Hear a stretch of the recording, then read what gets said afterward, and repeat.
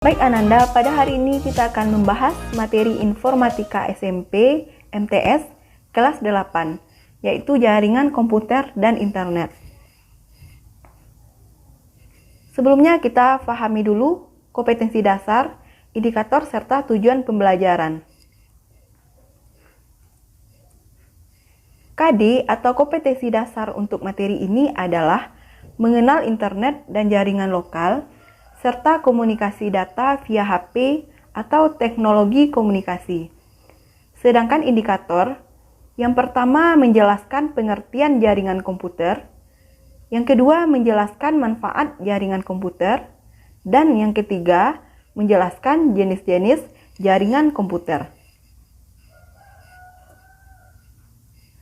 Sedangkan tujuan pembelajaran, setelah mengikuti pembelajaran, peserta didik dapat memahami jaringan komputer dan manfaatnya. Yang kedua, mengenal berbagai jenis jaringan komputer dan memahami berbagai jenis perangkat jaringan.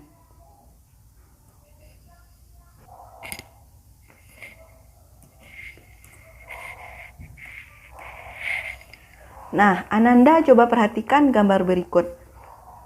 Ya, ini adalah gambar jaringan komputer dan internet. Di zaman sekarang ini, internet telah menjadi bagian yang tidak terpisahkan dalam kehidupan manusia, yang dapat dimanfaatkan dalam berbagai bidang kehidupan, seperti bisnis, sosial, pendidikan, dan pemerintahan, juga kesehatan.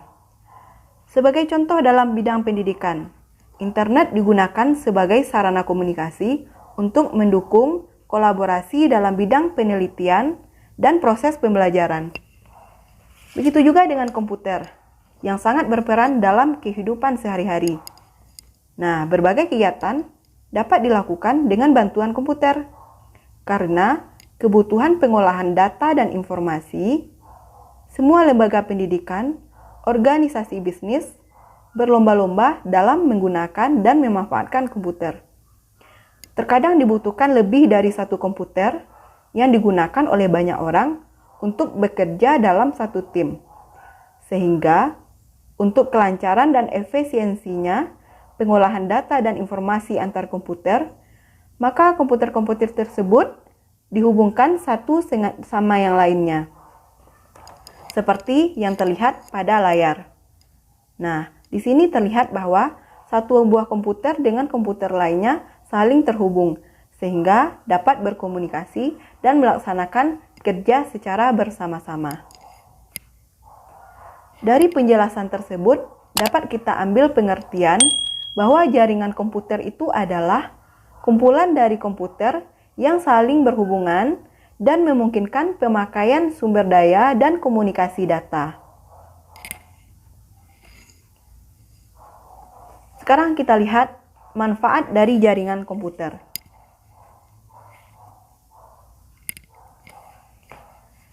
Yang pertama, membagi sumber daya.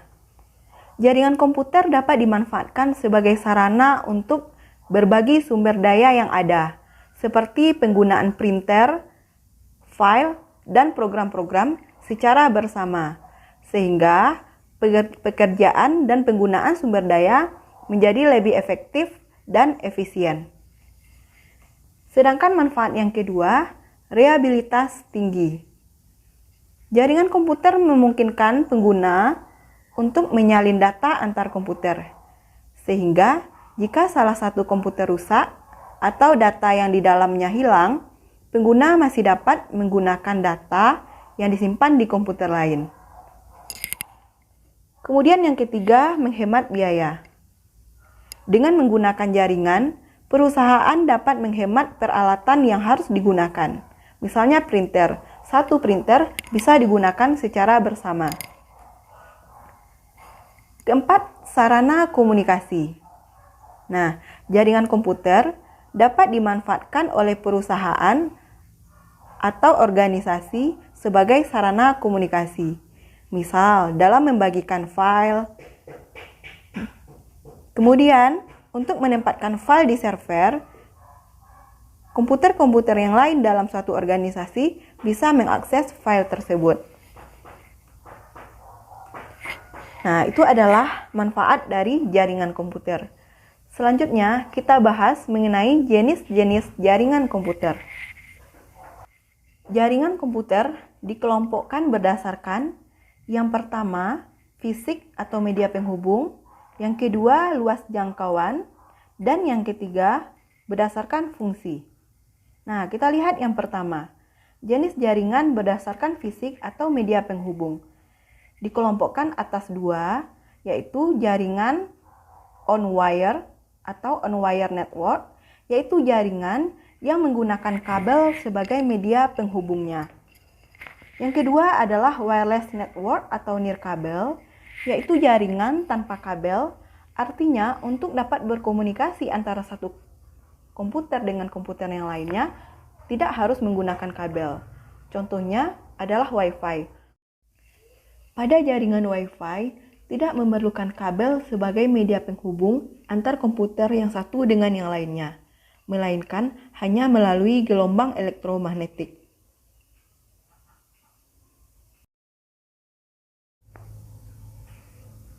Nah, yang kedua adalah jenis jaringan berdasarkan fungsi, yaitu jaringan peer-to-peer dan jaringan client-server. Nah, seperti ini gambar jaringan peer-to-peer, di mana koneksi atau hubungan dari satu komputer langsung terhubung ke komputer lain tanpa menggunakan server. Pada jaringan ini, semua komputer memiliki posisi yang sama. Artinya, semua komputer dapat berperan sebagai server atau penyedia layanan dan workstation atau penerima layanan.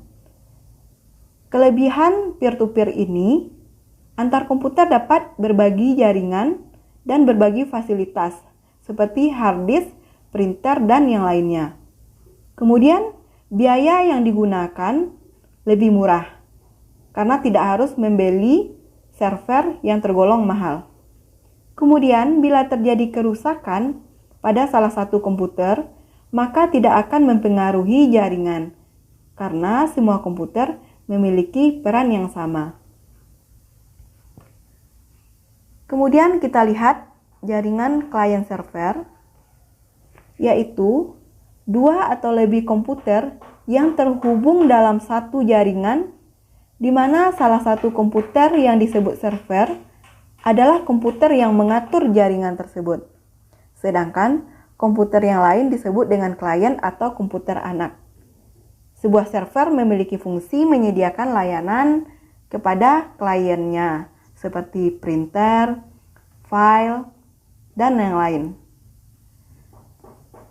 Kelebihan untuk jaringan client server ini, dia memiliki kecepatan akses lebih tinggi karena penyedia layanan dan fasilitas dilakukan oleh satu komputer khusus yang disebut dengan server. Sistem keamanan dan administrasi jaringan pun lebih baik. Kemudian, sistem backup atau penyimpanan data pun lebih baik karena pada jaringan client server, backup dilakukan secara terpusat pada server. Nah, yang ketiga, kita lihat jenis jaringan berdasarkan luas cakupan. Ada 5 pembagian jenis jaringan berdasarkan luas cakupan. Yang pertama adalah LAN, yang kedua MAN, yang ketiga WAN, 4 internet, dan 5 intranet. Kita lihat satu demi satu. Jaringan LAN atau Local Area Network adalah jaringan dalam sebuah gedung perkantoran atau kampus yang jangkauannya hanya beberapa puluh meter. Nah, untuk gambarnya bisa kita lihat seperti ini. Pada umumnya, LAN ini dimiliki oleh satu perusahaan atau organisasi tertentu. Komputer-komputer dihubungkan untuk membagi sumber daya yang ada. Misalnya, penggunaan secara bersama terhadap printer. Kemudian, LAN juga memungkinkan antar komputer dapat saling berkomunikasi serta bertukar data dan informasi. Yang kedua, satu level lebih tinggi dibanding dengan jaringan LAN, yaitu MAN atau Metropolitan Area Network, yaitu jaringan yang dapat mencakup kantor-kantor perusahaan yang letaknya berdekatan atau juga sebuah kota dan dapat dimanfaatkan untuk keperluan pribadi atau swasta maupun umum. Nah, bisa saja nanti gabungan dari jaringan LAN membentuk sebuah jaringan MAN.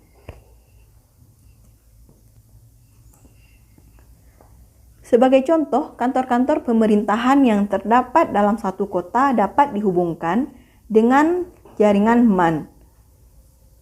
Jaringan MAN ini dibangun dengan tujuan agar beberapa lembaga atau instansi dapat saling berbagi data. Misalnya, kantor dinas pendidikan dapat berbagi data dengan kantor dinas pajak. Kemudian, sekolah yang berada di satu kota dapat berbagi dengan sekolah yang lainnya. Nah, jadi berikut gambar dari jaringan MAN atau Metropolitan Area Network.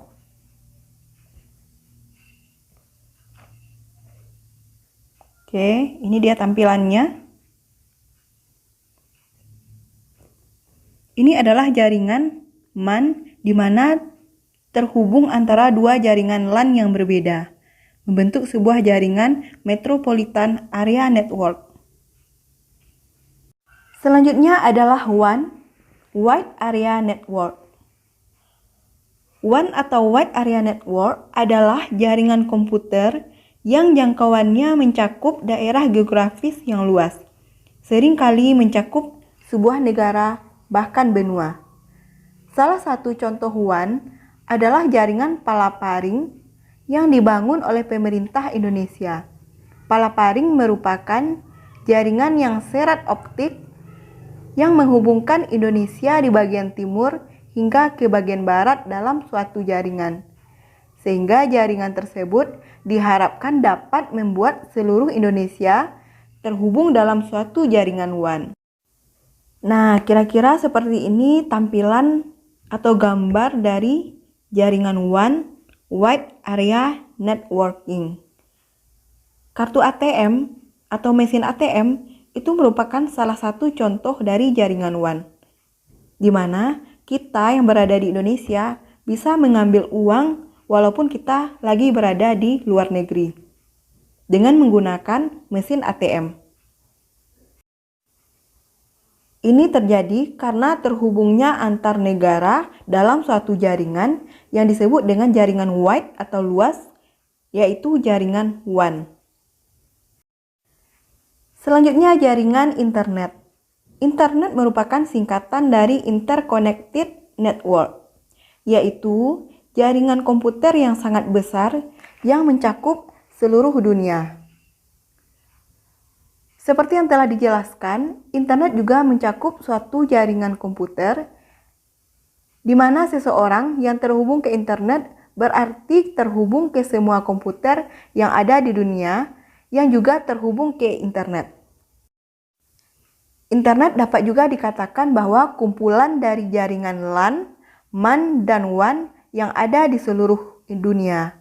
Untuk menghubungkan jaringan-jaringan tersebut ke dalam sebuah jaringan internet yang sangat besar, maka dibangun jaringan kabel serat optik yang menghubungkan antar benua. Kabel serat optik ini dibangun melalui dasar laut. Jenis jaringan berdasarkan luas cakupan yang terakhir adalah intranet. Intranet atau disebut dengan Intra-Connected Network adalah jaringan komputer yang menggunakan teknologi yang sama dengan internet. Perbedaannya adalah jaringan intranet merupakan jaringan pribadi milik organisasi tertentu yang hanya dapat diakses oleh organisasi tersebut dan tidak dibuka untuk umum. Hal ini dilakukan karena alasan keamanan data. Dengan adanya jaringan pribadi dan tidak dibuka untuk umum, seperti halnya intranet, maka data yang ada pada suatu organisasi akan lebih aman. Demikian pembahasan kita mengenai jenis jaringan komputer dilihat dari luas cakupannya. Sebelum materi ini kita tutup, dapat diambil kesimpulan bahwa kumpulan dari komputer-komputer yang terhubung antara satu dengan yang lainnya disebut jaringan komputer. Terdapat berbagai jenis jaringan komputer yang dilihat dari segi fisik atau media penghubung, fungsi, serta luas cakupan dari jangkauannya. Nah, Ananda, demikianlah pembahasan kita mengenai jenis-jenis komputer dan jaringannya.